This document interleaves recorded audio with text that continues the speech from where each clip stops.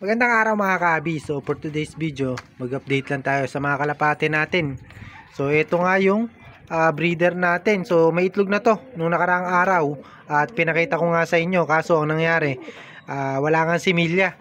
So ngayon titingnan natin to, itong cock natin na to. Ito kasi si Tatang, yung producer natin ng mga speedbird. Yan yung blue bar natin na yan. So sana makapagpalabas pa siya ng anak kahit na isang pisaan mga kabi. Sinaris nga natin dito sa Kalbayog natin. Ito, Santa Margarita, Kalbayog. Ayan. So tawid dagat din to mga kabi. No? Kaya talagang hindi biro yung mga tinatawid ng kalapati natin. Yung tinatapos ng mga kalapati natin na race. Talaga hindi lang natin nasuswertehan ng konti. Konting swerte lang ang kailangan natin kasi nag-overall champion naman tayo. Madadali din natin siguro yung first saka hanggang third overall champion, madadali din natin yan kinalaunan, basta hindi lang tayo susuko. So eto mga kabi, medyo maano yung ilong nila no? Kasi naghuhukay no? Hinuhukay nila tong paitlugan nila. So pero nakakondisyon to mga kabi, talagang ganyan lang itsura dahil marumi nga yung no? Hinuhukay nila yung buhangin. So karaniwan yan nangyayari sa mga breeder, kaya yung iba ayaw gumamit ng lupa kapag ka nagbre-breed. Ayaw nilang gawing nesting.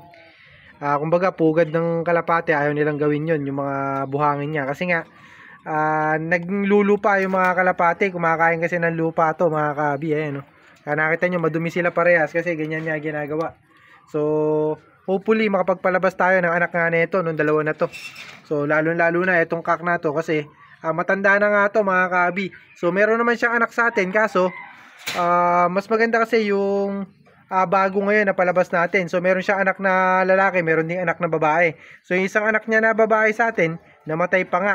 So buti na lang meron tayong kalapate rito na anak niya nga na babae. Yung kapatid mismo ni Jefferson, yung overall din natin, pinang overall natin, multiple pooling winner. So lahat ng anak na ito mga kabi, pagka sumasali nga kayo sa pooling pa lang panalo na kasi multiple pooling winner lahat ng mga anak na ito. So yung pooling sa amin dito mga kabi, matitibay nga yung sumasali o matindihan yung pooling dito mga kabi, kasi hindi biro yung mga sumasali dito sa pooling. Kasi pooling pa lang mga kabi, malaki na premyo. So every every lap o every training ng kalapate may pooling. So malaki yung mga papremyo rito, kaya talagang nabibinasa naman natin kahit papaano pumaparte tayo sa pooling. Nagiging pooling winner yung mga anak na ito. So ito, pag sa maliliit na club lang kayo sasali at ganitong linyada, hawak nyo yung kalapati natin na to, talagang uulamin nyo.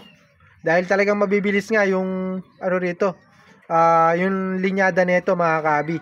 So talagang marami lang din ditong magagaling na nagkakalapati kasi kung minsan naabot ng 1,000 yung sumasali sa pooling. So sa mga maliliit na club kasi mga kabi, swerte na kapag umabot ng 200 o 300 yung pooling, yung nagpooling. So sa amin kasi mga kabi, kung minsan up to 300 yung panalo sa pooling. Sa sobrang dami nga na sumasali, 1,000. Minsan parang umabot ata ng 3,000-4,000 yung nagpooling dito mga kabi. Parang top 300 o 200 yung nananalo sa pooling. So ganun karami nagpo-pooling dito, talagang patindihan ng ibon sa speed kapag mga training pa lang, saka mga pooling nga mga kabi. Ayan. So kaya sana makapagpalabas tayo nito. Maraming nakakuha sa akin ng linyada nito kasi mga gustong araw nila, mga puro speedbird. So ito kasi mga speedbird natin na linyada ng kalapate. So yun nga pala, update ko kayo dun sa ating mga binalik na breeder. So binalik na ni paring Sadyan yung kalapate natin na 2 pares na pinahiram ko sa kanya. So nagpahiram kasi tayo ng 2 pares no na kalapate. Bali andito na nga at sinuli niya na nung nakaraang linggo, napainom pa tayo. Ayan, papakita ko sa inyo. So may nagkakalapati pa na kapitbahay natin doon no? Sa bubong natin dumadapo yung kalapati niya.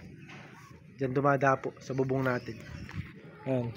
So ito, nasan ba yun? Yun, yung choco natin.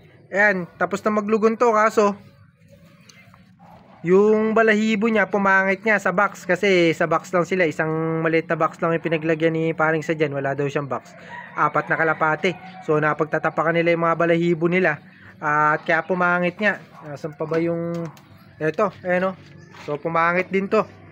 Pumangit din yung balahibo niyan mga kabi. Pag nakita niyo yung kabila niyan, durug-durug din kasi nga napagtatapakan. Ayan yung dalawang hen natin na pinahiram. So ito yung nanay nung clacker natin nung summer. Kumbaga finisher natin ng last summer, clacker nga ng last lap. Ayan. So naglugon kasi anak nito nung magsisimula yung summer derby, second lap at third lap butas.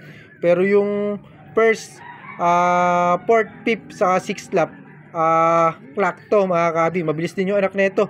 Kaya pinahiram ko sa kanya kasi para sure ball na siya na talagang may mararating yung kalapati niya na i-breed. Ayan, puro ito yung mga buntot niyan mga kabi, napansin nyo parang durug pa, pero yung nung pinahiram ko to mga kabi, putot nga yan. So kumbaga bago lang yung mga buntot niyan, so hindi pwede natin na bunutin kasi mga bago nga lang yan.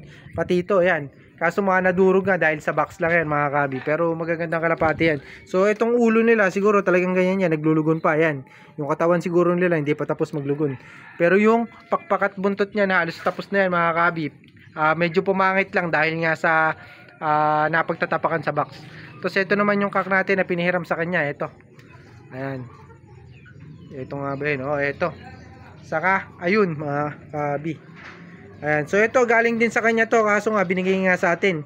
Bali yan yung turbo line natin.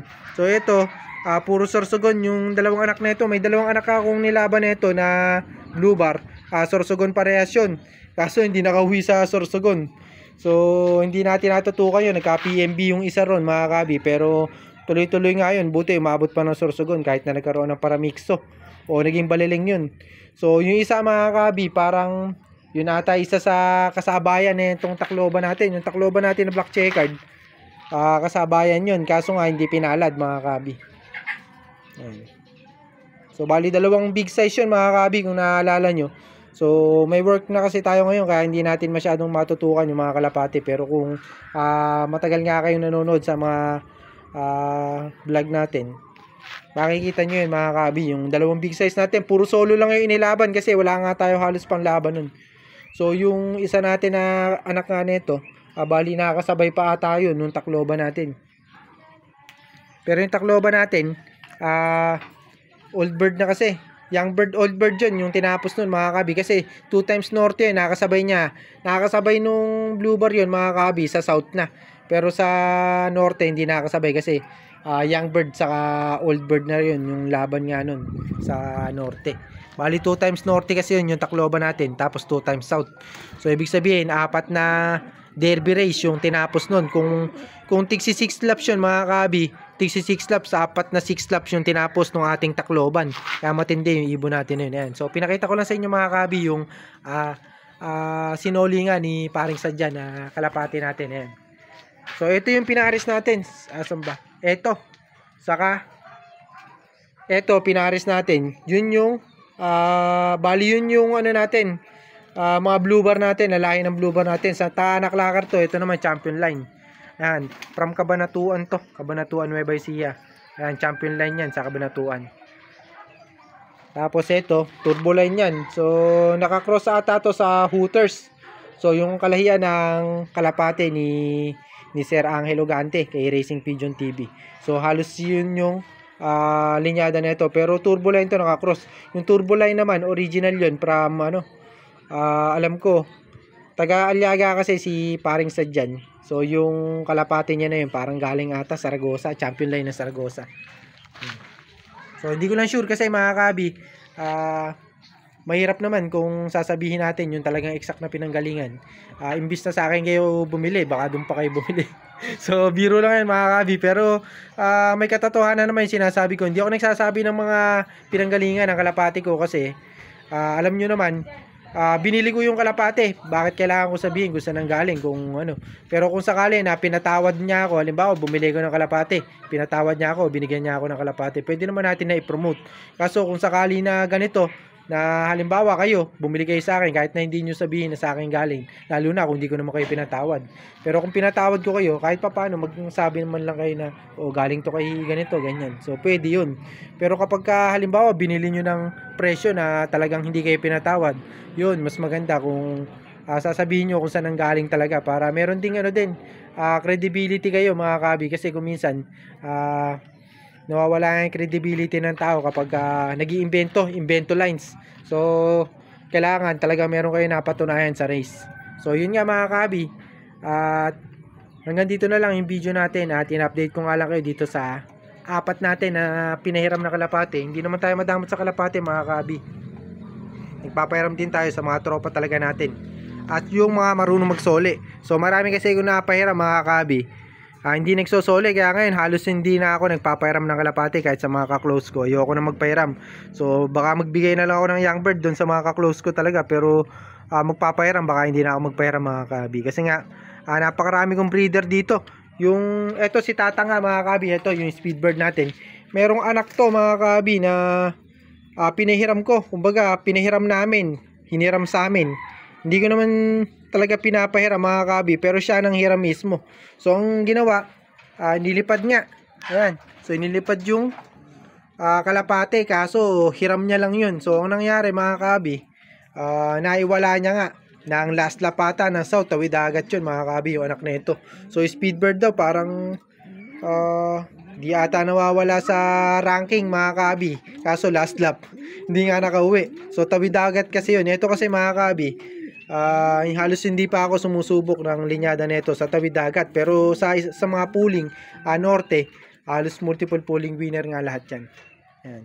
So hanggang dito na lang mga kabi yung video natin at napahaba na. God bless.